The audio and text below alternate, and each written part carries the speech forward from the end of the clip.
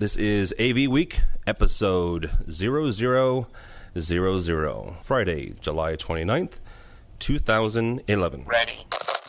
AVWeek. Performing scan. Week. Online. This is AVWeek.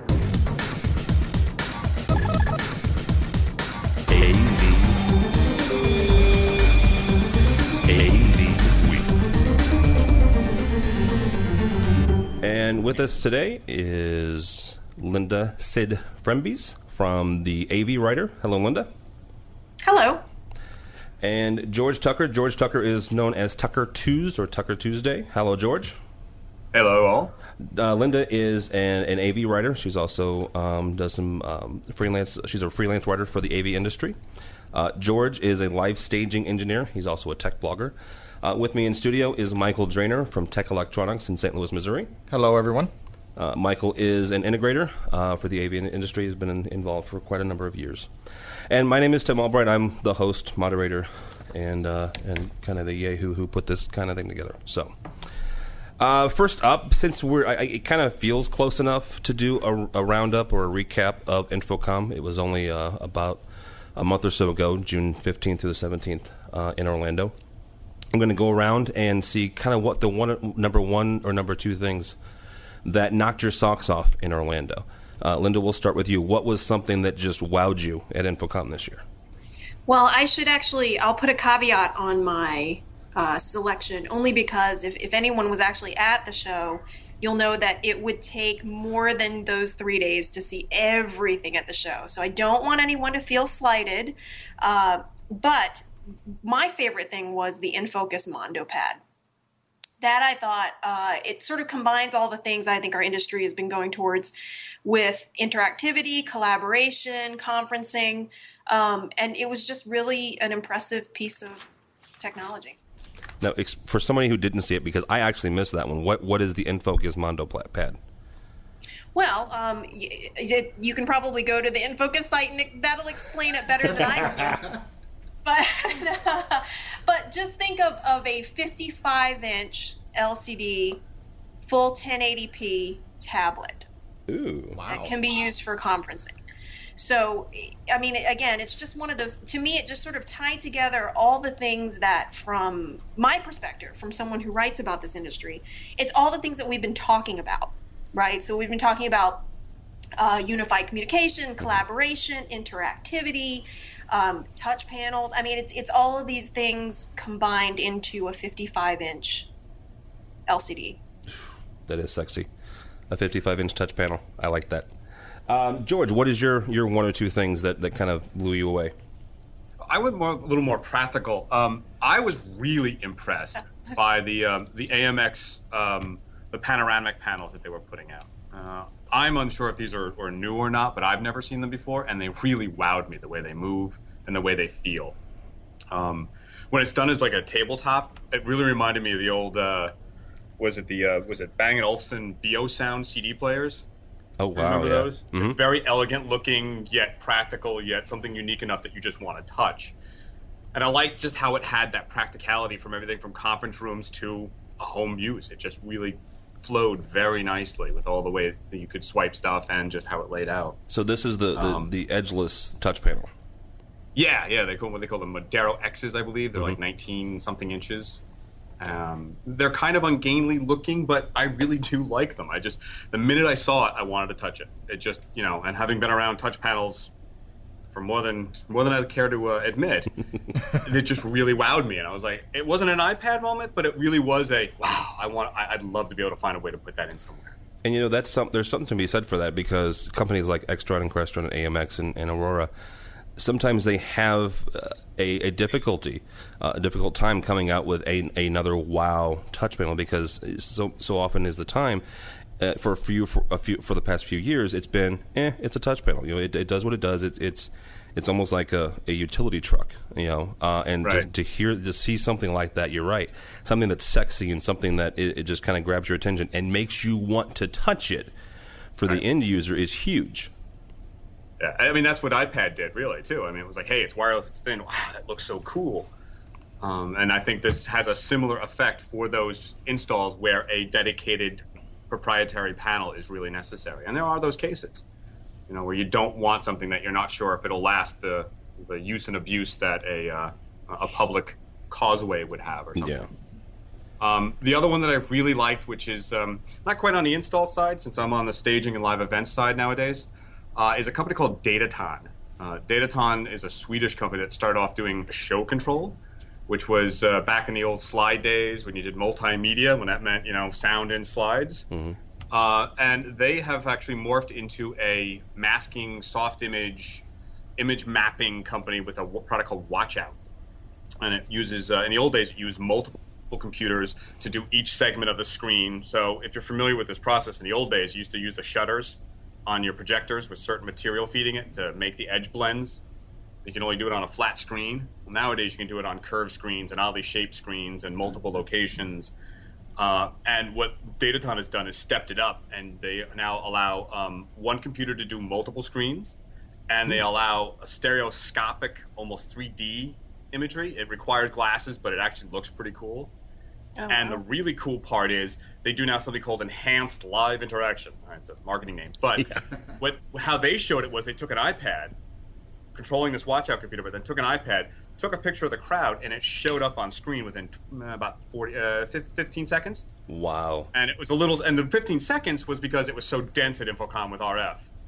If you have any of those little RF readers, which I carry around, it was just dense, packed. So they say typically it would take, a couple of seconds, and they used it like a Polaroid. Polaroid would come out of this camera, take time to develop, and there was your image. That is, But it's a really nifty. they actually use this technology on the U2 360 tour, Yes, that's right. They do. where Yes. they're taking pictures of the audience while it's happening and then throwing up on the screens.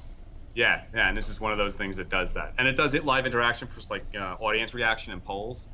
Oh wow. So you can have audience members, hitting a button or an audience feedback thing, and it'll show instantly up on the screen with like meters or some kind of graphic representation of those numbers. So instant feedback from the audience themselves. Wow, there's a lot of use for that.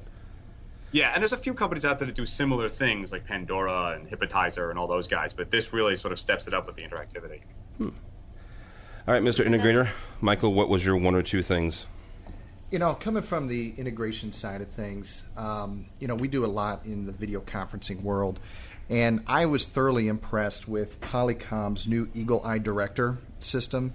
Had the dual high-definition cameras with the ribbon microphone, full facial recognition, and what I found amazing by this is it really increases the simplicity of deploying multi-camera video conferencing in a collaborative environment. So did any of you guys get a chance to see that, the Polycom stuff? No. No? No, I didn't get a chance. So imagine a technical director inside the codec, and that's really what it is. So camera number one will pick the person that's talking, and in traditional video conferencing environments, when the next person starts talking, the camera would shift and it would make you dizzy, all that kind of stuff. But now the second camera will pick the next talker, then it will do a cut to the person that's speaking at that moment in time. So it really creates a continuous collaborative type flow in the video presentation. Now, is that done with microphone recognition, or how is that? What's interesting about it is the microphone. In traditional deployments, you'd have a microphone in front of each speaker at the conference table. And so you'd have a digital signal processor or something that would determine who's talking, and you'd have a preset that tells the camera where to go. But with this technology, the microphone is at the camera's location, and it picks up the direction of that voice, and then the software in the codec recognizes who's talking with its facial recognition software, locks onto that individual, and then makes the cut. Interesting. All right, I guess it's my turn. My number one, and this is only because of sending HD down a single pipe, down a single piece of Cat5 or twisted pair, really, not Cat5. And that is Crestron's DM MPS. It's not because it's that box. It's just because that's like one of the first boxes that has everything built into it from a control system and from an HD distribution system.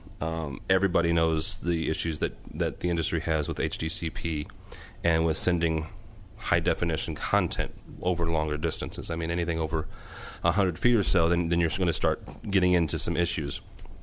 And the MPS is just their digital media MPS, which, if you're not familiar with their MPS series, it is a video mixer, it's an audio mixer, it's a control processor, all kind of mixed into one box. And then you've got, you throw the DM stuff on top of that, which DM is Crestron's version of HD over a single piece of twisted pair. Extron has it, AMX has it, a bunch of people have it. This just happens to be theirs. And I think it's cool because it's one that's actually coming out in the next 6 months. Nothing against anybody else, but and this is something Linda and I have talked about before. I'm a big fan of if you're going to show something at a trade show, you kind of might want to have it out, at least shipping in the next, at least by the time the next trade show comes out. And that's just me. That's just me. Yes, Always helpful. I hear you feel very strongly about that. I do. And you know what? It's me as an end user. I mean, that really is. I mean, I design and I program, but when it comes down to it, I'm kind of an end user. And so when I see something, I mean, I'm a guy and I like electronics. If I see something and it works, I want it, and I want it now. I don't want it in a year or 2 years, or I don't want you to show me this exact same box next year at InfoComm in Vegas. Well, and you're not alone in that world as the end user, because from the integration standpoint, it becomes an absolute nightmare. And I have multiple conversations with my manufacturers and my rep firms about just this about this topic particular. Don't tell me you've got this latest and greatest technology and then not deliver it for 6 months, 8 months, 10 months. You better deliver on what you say you're going to deliver, because I have to design my systems around that. How many times, Tim, do we get together on a project and we have we build this design based on a technology that's supposed to be released and it's supposed to be shipping, and then we end up having to revamp the entire design by the time deployment comes around? It's an absolute nightmare.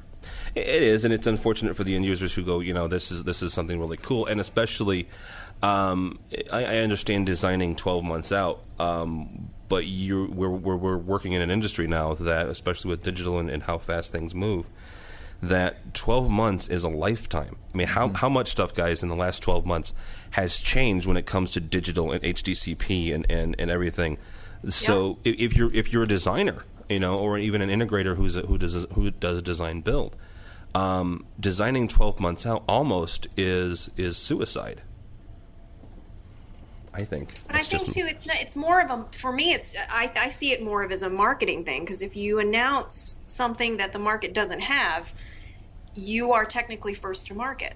So it's not that it doesn't matter, but in that very moment, it doesn't matter. The end users, they're not thinking of the end users, because for me, it's, from my perspective, it's a marketing thing. But are you first to market? And I understand the marketing part, but are you first to market then if you're not shipping it?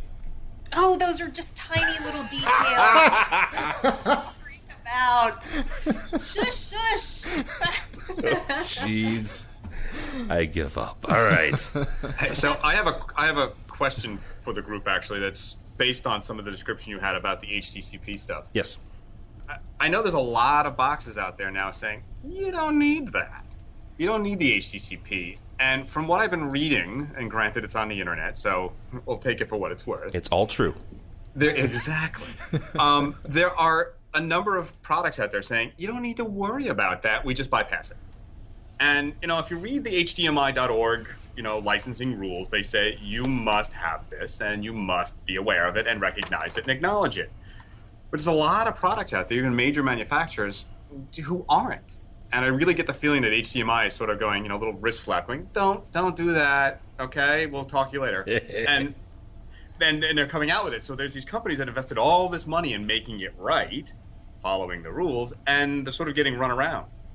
No, they are. And I don't know if this is a real issue or if everyone just sort of says, okay, we'll take both and we know where to put them. But there is an investment issue here based on the licensing agreement and its ability to be enforced.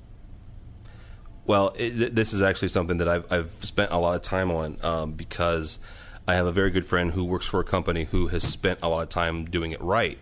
And he and I have gone back and forth because when he first told me about this, I said I didn't believe him. And I didn't for a long time. I disagreed with him. I didn't think that the industry would stand for it. I didn't think the end user would stand for it. And so I actually sat down and I read not only the HDMI spec, but the HDCP spec and the AACS LA spec. And that was interesting reading. If you have trouble going to sleep at night, I suggest you curl up with it. But the bottom line is this: yes, you need to worry about it. There are some rumblings and there are some wink, wink, nudge, nudges that they're going to come out with an HDCP Pro or an specification, which gives manufacturers the ability to pay a fee and then actively manage the keys themselves. So let's say you have a Blu-ray player and it has a key. It goes to box A. And box A is a switcher. So box A is HDCP Pro. It is actively managing, so it's the one talking back to the Blu-ray player every 2 seconds, saying yes, I'm approved, I'm good, and then box A talks to the display, and whether it's one display or 15 displays, that's box A manufacturer's problem, and then it's his responsibility to then talk to the displays and make sure that they are HDCP compatible. So, yes, you need to worry about it, at least as far as the HDCP guys and the AACSLA guys are concerned. You still need to worry about it. Then how are they allowing these key manufacturers, and you and I have seen a number of products like this that just, like George was saying, they just totally strip it, bypass it, convert it to analog, whatever the case may be. We've all seen those products. If they're not going to enforce it, what's going to come of HDCP? And I think that you know what, there's a key statement you just made, though. It's key manufacturers. This is not just one-offs or a hack box that somebody broke the DVD code. These are some big players doing this. Exactly. Yeah, and I guess that's my thing. Is there was a post on some forum somewhere, and I apologize because I don't have the attribution, but it was a gorgeous analogy. The guy said he was an AV industry member, and he said when my dad was in during the 80s, he had to go back to school to learn how to build or deal with fuel injection. He had built carburetors and worked on cars his entire life, but then they came out with something called fuel injection, and building carburetors really wasn't part of the deal anymore. He had to learn something new, and I think that's a good analogy for going to digital and dealing with this content protection. The guys that are behind the content protection have a vested interest. I mean, these are the same yahoos that are going out there that are going to different countries and trying to get massive fines laid on people who are committing piracy. So that they are really, really bent on protecting their content. And I get that these guys should be paid. I'm not saying that piracy is a great thing. So so they're going to go after this in one way, shape, or form. And if we find ways around it, guess what? They're going to hire really smart people to find better ways to lock this down. And then we're going to be stuck with a single source and a single display system, which every AV industry person is cringing at that thought. Because, I mean, think about some of the greatest displays and some of the greatest AV installs you've ever seen. They are not ones and ones. They are these giant manufactured multi-screen display systems. But who drives that market? You know, that market's not driven by the AV industry. Which market? The content protection. The people that are driving this initiative, it's the consumer industry that they're locking down. They're not concerned about the AV manufacturers and the AV professionals in the industry. They're concerned about the consumers that are copying content, that are doing it illegally, that are stealing the intellectual property. So, you know, that particular segment of the electronics industry is much larger than what we're dealing with in the professional AV world. So our voice is not as loud. No, it makes it difficult. But it affects us directly. It does. I mean, they are concerned, and again, rightfully so, with people copying their material. And so, yes, the consumer electronics industry is who they're focused on. Well, primarily, what is a consumer electronic system? It is one Blu-ray player and one TV. So that's all they care about. Does that make sense, George? Yeah. You know, I think it's an issue to be brought up because it's still out there. You know. Well, and that's one that we could hash over for hours on end. You know, just different right. trains of thought on that one. I mean, you take that all the way back to the VHS Betamax wars. Well, and another question is technically the AACSLA are the governing body of the whole shebang. How do they police this? And I guess that's really where the question kind of devolves into. How are they going to police this? According to their guidelines, they're going to blacklist you. You know, and there's a number of manufacturers. There was one that released one based on the HDMI 1.4 this year that was actively managing keys. Well, this is a group that had been a part of this whole group since 2004. So I don't believe that they're doing anything illegal. And so I guess some of it is doing some research and seeing where these guys are coming from. If right now 1.4 is not released to the public, the specification. So if in that specification it says, hey, you know, you guys can actively manage, well then yeah, their boxes are perfectly quote unquote legal or within the guidelines of the specification. I just don't see somebody who's been involved with this whole thing for, you know, the last 7 or 8 years kind of chucking it and saying, you know what, forget you guys, we're gonna circumvent you. Yeah, sure. I mean, to make a metaphor out of it, it's sort of like the copyright on product names. So, you know, we say, you know, you're going to Xerox something or you're going to do something I'm going to Google it. It could come down to the point where people just say, well, the ubiquity on the market is these boxes that don't even pay attention to it Yeah. or subvert it are the mass market, and therefore you've now overwhelmed it, and it has become And you know what? standard because... You're right. That may be what it comes down to. And if it does come down to that, I feel sorry. It's a question of enforcement, you know. Yeah, I feel sorry for the companies that have spent millions of dollars doing it the right way. Well, precisely my statement Yeah. and question really at hand is where's the enforcement coming from, and how do we know that it's okay? I mean, just the HDMI sticker on the front doesn't mean that they followed the rules. No, it it should doesn't. mean it. It should. And again, the only enforcement is the blacklist. It really is. Right. Right.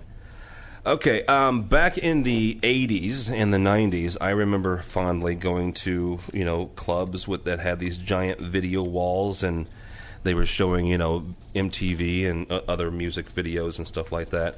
This year it seemed like not only in InfoComm but also in other places, with the shrinking size of the bezels around flat panels, and other things like Christie micro tiles, which are kind of 1 foot by 1 foot roughly. They're in metrics.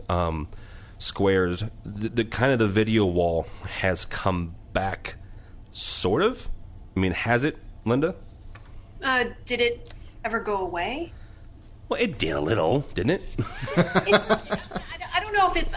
That's sort of strong to say. You know, it's back, as if it's something that died and then, you know, is now being resurrected. But I think you touched on one of the reasons is, you know, the technology portion. Display technology is getting better. You need less room to put in a video wall than you did, because probably when the video walls you're referring to probably took up 6 or 10 times the amount of floor space that you need today. And they were CRTs, and they created all kinds of heat. And... Yeah, I was about to say, you could heat a small house with those. Exactly, but then you also see, I think it's also, you know, on the other side of that is that people are finally learning how to use them in more ways than one. So George said something about the iPad effect. So, you know, we're finally understanding when you have a giant screen like that, what you can do with it. And we are used to seeing them in places and want to see them in more places. So I think it's the intersection of those three things that are that make the video wall more popular now. George, you're a staging guy. Is this something? Yeah. I mean, because a few years ago, Michael and I actually went to a different U2 show, and it was the year of the LED curtain. Mm-hmm. So, is the video wall kind of coming back in your realm? Well, I have to say that I agree with Linda. I don't think it ever really went away in the sense that, you know, it was sort of this fallow technology that we suddenly regrew in another field. It was always been around, but the things like the Christie tiles have sort of made it available to the smaller venue, as it were. I mean, back in the days, like you said, in the 90s, when we were all wearing, under-eye mascara and going goth at these clubs, these were huge monstrosities. I mean, they were about the size of a small car, and, you know, when you danced under them, you were like, God, I hope that never falls. Yeah. But interestingly enough, the company I work for, Scharf Weisberg / World Stage, we just did a forum about content for large displays. And a lot of this is also being driven by the designers finally seeing that they can do these really cool things. That it doesn't have to just be an image mapping on a building, sort of like the Christie booth at InfoComm had that huge slot machine. Mm-hmm. But you can do similar things with those tiles and with sort of these now very thin bezeled, or the mullions are very close, video walls where you can do these real projects, and people, as Linda just pointed out, are starting to see, well, we can really do something interactive with this. We can actually attract their attention and give good information, not just train schedules and buy this product. You can actually get them involved. And again, that's the other situation where it comes in and compact enough that 16 tiles maybe not take the crystal tiles may not take up much space, but it's going to get your attention, and you can do some really, really dynamic stuff with it. Oh yeah, you're right. And they're a damn sight cheaper than an LCD panel over the long term. Yes, over the long term, and you're right. They are more than just train schedules. They are interactive now, which is kind of what's, in my opinion, driving some of this now, because you have the iPad world, or the world that the iPad is creating, and so I think that there's going to be an expectation of the mass of people, just people in general, the society at large, is going to expect almost here pretty soon that when they walk up to any kind of display, that it's going to be interactive, and if it's not, it's going to be a letdown. Right, sort of like TV ads these days. We expect it to get our attention, entertain us, not just give us information, or we ignore it. Yeah. So in the same way, for these walls, the content is going to drive whether it's a success or not. I think you just hit the nail on the head there, George. It's about the content and the interactivity of these elements. The video wall never went away. We've always used them in command and control centers and digital signage applications for asynchronous presentation, but it's really becoming a synchronous media now, with the introduction of interactive content and the capability of the displays to interact with the viewer. Very cool. Great. All right, next story. A few weeks ago in InfoComm's e-newsletter, they had an article that I found very fascinating. It was the top or the best AV iPad apps, or the best AV apps in general. I shouldn't limit it to the iPad, because you also have the iPhone. They also listed on there any kind of BlackBerry or Android applications. For me personally, the coolest and probably the least useful for me, at least in my line of work, is the SPL meter, just because I think it's cool to open up your phone and show your wife exactly how loud she's talking. Or I should say my kids. How about that? My kids, how loud they're actually talking. Yes, pick on the little ones. Let's pick on the little ones. No. But that, and actually there's a projector calculator one, which I just personally find really cool. George, what is your top couple? First of all, do you have a smartphone, and do you use any of Droid? Okay, there you go. I'm a big Droid fan. Droid Inspire. I love these. You as well. I have the SPL meter because I just love that, and I use it for my 4- and 6-year-olds sometimes. Going, see, too loud. On a side note, my second favorite app of all time on my Droid, though, is the flashlight app. That is cool. Works like a charm. If I can't find my little flashlight, this thing works great. I am a big fan of those conversion calculators, or the calculators, like the projection calculator that's available. Any kind of those, conversion stuff. There's, I think, even one for put in the color codes for a resistor and it tells you its value. Oh, wow. It's geeky, I know, but I love that. The one thing I noticed that wasn't there that I always wanted was a time code reader and or generator. It could be straight LTC. I don't need VITC. I don't need, just 29997. I'm fine with that. But no one seemed to have produced a mobile, they've got these fancy, real-time analyzers, but I want time code. So George, and it's the world we live in to chase stuff, but just being old, I used, the old Studer Open Decks with the links timelines. I want time code. Explain to someone who would be me, who doesn't exactly understand how would that be used in your world or anybody's world? Yeah, it's a numeric sequencing counting scheme that allows machines to lock to each other based on a frame rate. So you have hours, minutes, seconds, frames that are continually streamed out, and you can lock two machines or a video together so that you don't get a problem with lip sync. The best example is that when you're recording a music video, they're playing the music while the person's lip syncing to it. Both the machine and the video have the same time code, so that when you get back to post-edit, if you need to replace the audio for some reason or vice versa, you can match them up absolutely identical, so there's no slippage. So we've all seen those videos that, where someone's talking and it almost looks like it's a translated kung fu movie. Yes. So are you looking for an app that reads time code wirelessly, or that's time code source to sync to? I'd love to do both, but mostly to put one out. Okay. So to be able to go out of the little thing, and and if you've been on site where you need to sync stuff, sometimes it's just good to have and go, okay, let's do this. Right. It's also a good way to keep an accurate track of what you're doing as you're creating a video content. Because once it gets to post, you'll need something to reference it to. Right. And it's just, I know it's esoteric, it's out there, but I'd love to just be able to do it. Well, it's legitimate, though. Yeah. And my big no on these apps, the one I see a lot of is the video editing on your iPhone. The iPad I get, but why is it available for an iTouch iPhone? I'm not a video guy, but I can't conceive of editing my home videos on an iTouch. At least not that it small just of a doesn't make space. sense to me. Yeah. All right, Linda. What is? Well, first of all, do you have some sort of smart device? Do I have both an iPhone and an iPad? Ooh. I don't have a Mac, though. Don't judge me. I have a PC. And I wanted to say, I think the unifying factor, I also love my SPL meter. Oh, yes. Although we don't have kids, I am married to a sound guy, so it's always very important to be able to know what dB is going on around you. So that I think is I don't know if that's a favorite. It's almost like a necessity for me. My absolute favorite, and speaking of the Mac and PC crossover, is the Splashtop Remote Desktop. It is an app that's $4.99, so it is not free, but it gives me access to my PC laptop through my iDevice, and I can bypass any knowledge you need to know about setting up a VPN or anything else like that. So it sort of really opens up an entire world on your iDevice, only because you don't necessarily need to have an app for that, because I can reach through my iDevice and access my desktop and do whatever I need to do if I need to. That's kind of cool.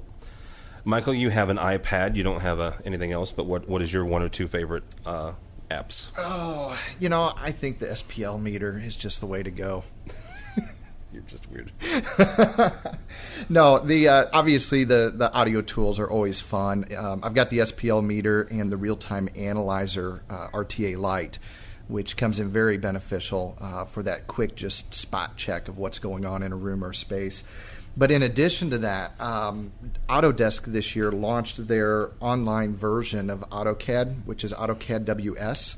And it allows us to take full-blown CAD drawings, get them on the go, do markups and whatnot with the customer or on-site, put some additional detail, make some notes right on the drawings, be able to ship that out to your CAD guys to finalize or to your engineers to verify. So I found that to be a great productivity increase. And that one's not free, I'm assuming, because it's Autodesk. Actually, it is free. Really? That's the beauty of it. Wow. So you upload your DWG files to their website, and then you have access to them remotely, as long as you've got a Wi-Fi or a 3G connection. To Autodesk's website. Correct. Okay. Correct. Something else that I think is kind of neat, and it kind of, at least for end users, it gives them another level of control, and that is in conjunction with a number of digital consoles. Alan and Heath has an iPad app that you can control the surfaces with an iPad app. And so then you could be anywhere in your space, including on stage, which gives you kind of like monitor control right at the site. So if you're the performer, then you can adjust your monitors, adjust any kind of feed, and whether you have a personal monitoring system or you have open wedges, it gives you a $500 or however much the app cost monitor control for live staging and whether it's a church market or the theater market or what have you. So that's another one that I think is kind of cool is the ability to control your soundboard. Well, it's interesting you brought that one up because we put a deployment in over the summer for a large Baptist church here in St. Louis, and they did just that. They got an iLive 112, T112. It's a 48-channel input system. So with the iPad app, they gave each musician an iPad. Had this cool little quick lock stand that it went on, and basically told them, hey, this is your bus. You create your mix, and away went the Avions, away went the submixers, and they're doing everything straight from the mix rack. That's kind of cool. So it's really ingenious. From Sound and Communications, the audio manufacturers create the OCA Alliance. Basically, from the story, it's 8 professional audio manufacturers have formed a group whose mission is to secure the standardization of the open control architecture. It's a media networking system. The guys that are in this are Bosch, D&B, Duran Audio, Loud Technologies, Media Technology Systems, Personas, Salzbrenner Strategic Media Group, and TC Group. And what they're doing, guys, is they're kind of it's almost like an open architecture or open source control system for audio. And there's 2 things for this. First of all, I think it's really cool, and I think it's important that these guys have gotten together. But the second, where this leads me to, is why haven't other like manufacturers gotten together? Like, why haven't a bunch of video guys gotten together and said, hey, let's standardize our control and give people the ability to, whether you're using a Bosch piece of equipment or a Loud piece of equipment, to move that into the video realm. Mr. George? Yeah, I've only seen 2 universal or standardized control protocols ever succeed. The old joke is somebody sits there going, there's too many protocols. There's 14 of them out there. Why? We should make an open standard and make it just one. The result, 15 protocols. The only 2 that I've ever seen work are DMX and MIDI. And because they really had a tight organization and they provided for people to have their own set of commands within the standardized commands, which were required. So if the device could do it, you were required to be able to accept that command. I mean, look at HDMI. What is it? CCS, I think it's called? CEC. CEC, sorry, CEC. Everybody agreed about it. They made all this noise about it, and the automation manufacturers better get their act together because now they're going to be usurped. And nobody's using it. Or if they're using it wrong, or they're doing silly things. Earlier you said about the standard setup is a Blu-ray player and a monitor. Mm-hmm. There is cases where I've read about where you have 2 Blu-rays in a system. You turn Blu-ray 1 on, Blu-ray 2 is already on, it turns off. In a multi-distributed system, that doesn't work. No. So I'm always suspicious of these things, having gone through on the staging side, the Lone Wolf, which did it for RF and audio. Crown, I think, still has theirs, but it was supposed to be that universal, every amplifier will have it. You just need one controller to control your amplifier. Open standards are hard things to really get the industry to accept. Linda, is that something you've had any experience with open standards and other manufacturers? Well, not necessarily open standards per se. I should say that my first job in AV was at EAW, which is a Loud company. My husband worked there for about 10 years and still works for a loudspeaker manufacturer, although not anyone in the OCA. It's funny though. I was smiling as George was talking about some of his experience of hearing about standards or things like the OCA. You can say rant. I ranted. Okay, but I was smiling, so that's okay.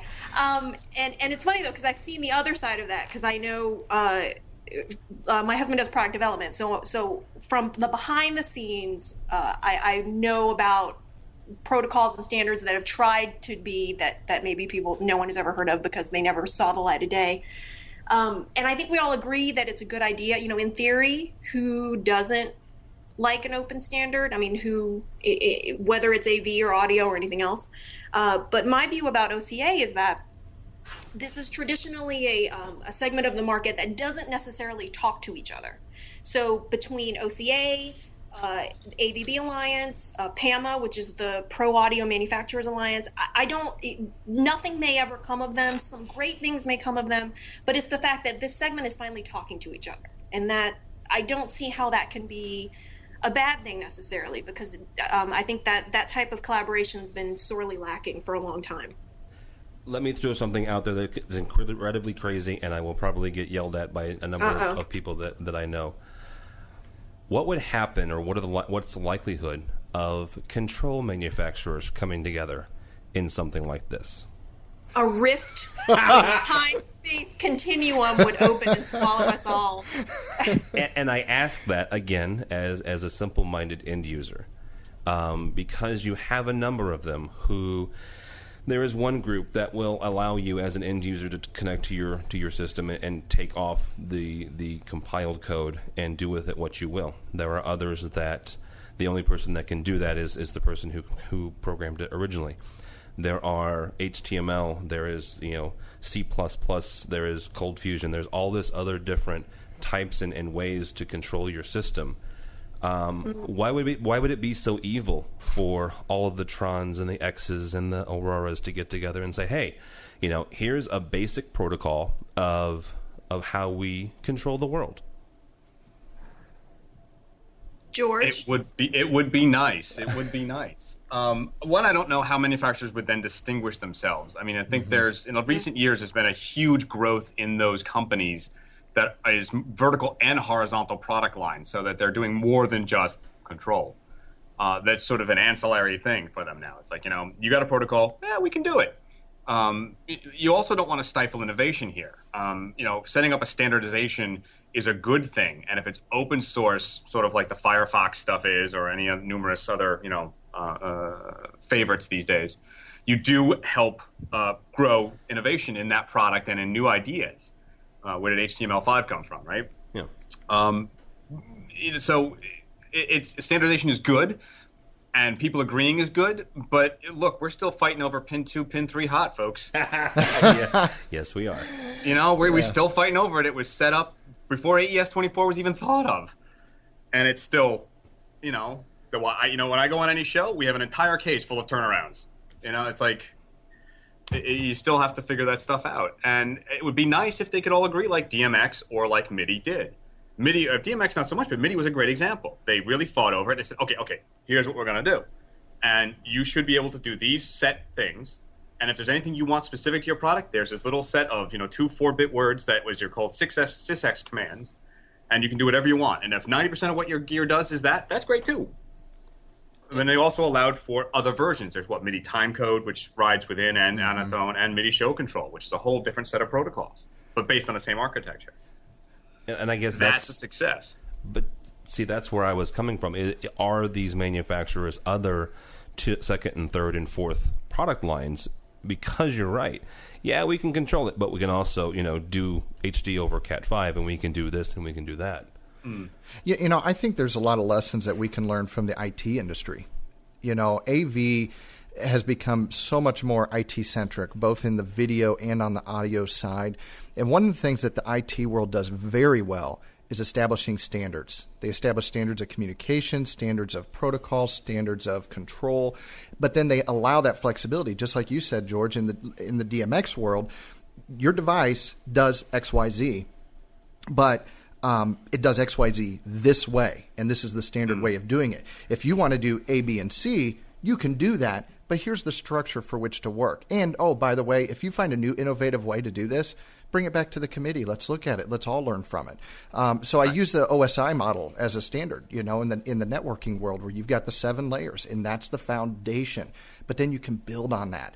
And one of my biggest pet peeves is the fact that we have not learned as the AV industry to become interoperable, I should say, with other industries such as IT.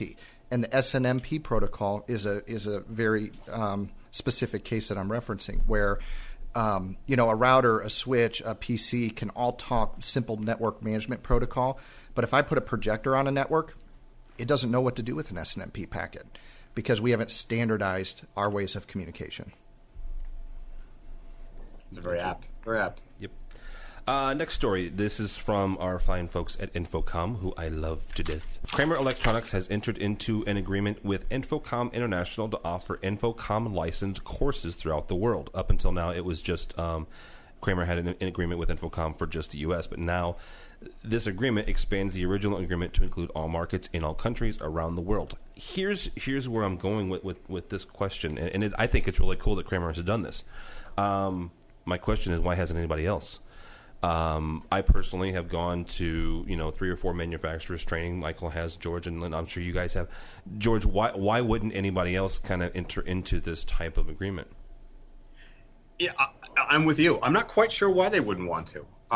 There is, in certain industries, like the staging industry I am in now, I did spend a lot of time in the integration world. where they say, it's hands-on. It's the apprenticeship method, but where it's too complicated these days to be just apprentice. You can't just be even a plumber these days. You can't just learn from the guy next to you about how to do this stuff. A lot of it's very complicated. Well, I worked for a large manufacturer for a number of years as a head of tech support, and we insisted that every new hire become CTS within the 6-month window for the new one, and within 2 weeks, when it was the old, just do it online. Yeah. If they didn't do it, they were told to very much thank you and have a good day. So I see the value in it. I'm CTS, and I've kept it up because I think it was a great thing. As much as I thought I knew, I still had to really concentrate on some parts of it and really understand the learning and remember, my Ohm's law tables and how to calculate all that. Why more manufacturers don't do it, I'm not sure. Maybe there's a fear of pressuring people. I mean, I know when I took the classes, I took it with a bunch of guys in a classroom, and a lot of them were a little bit older than me at that point. I'm probably as old as they were then. And they were very nervous about taking a test. So nervous. All those years of doing it, and maybe I'm doing it wrong, but it works, but I don't want to be tested on it.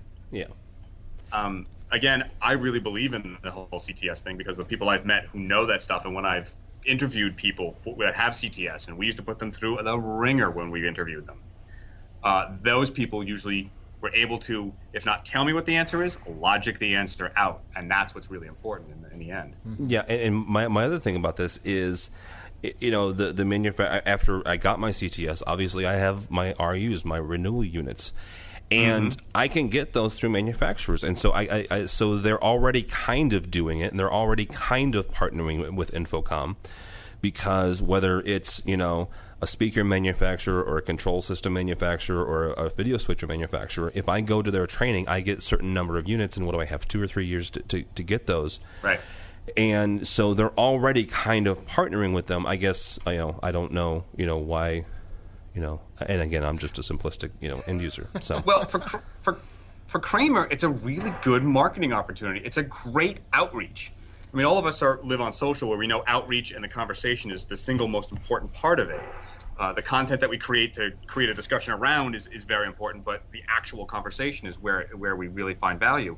And this is something that Kramer has a really good advantage with, I think, is that they're going to go worldwide, be able to teach these people. They're going to become not just a thought leader, but the entity that is recognized with higher education and AV. Yeah, the training, Yeah.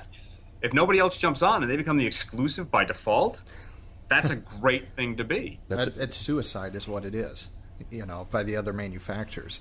Right, I see what you're saying, yeah. Yeah, I mean, as well as I do, we've all been to those manufacturer trainings, and they've got tremendous educational institutes. I mean, I can name 3 manufacturers right now that just have first-class training rooms and instructors, and there's no reason they shouldn't all be capitalizing on this opportunity.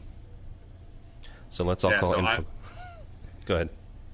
I was just saying, I was mystified as well as why they wouldn't want to join in. I don't see a downside to it other than resource time, but that should be minimal.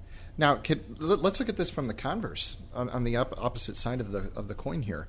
Does this set the stage for someone like a Kramer to have a preferred relationship with InfoComm? Does it show them preference? Does it show them favor with the organization in light of the other manufacturers not participating?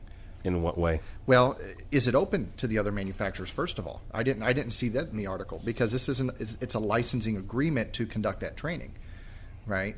So, is it open? Do we know that it's even available to everyone else, or is this, like you said, George, is it exclusive, or is it going to be exclusive by default when nobody else signs on? That's not a bad idea to ask InfoComm and Kramer that question. So yeah, it's worth an email and a phone call. Well, guys, I appreciate your time. I think the first episode here has gone rather well. Linda Seid Frembes. Let me try that again, Linda.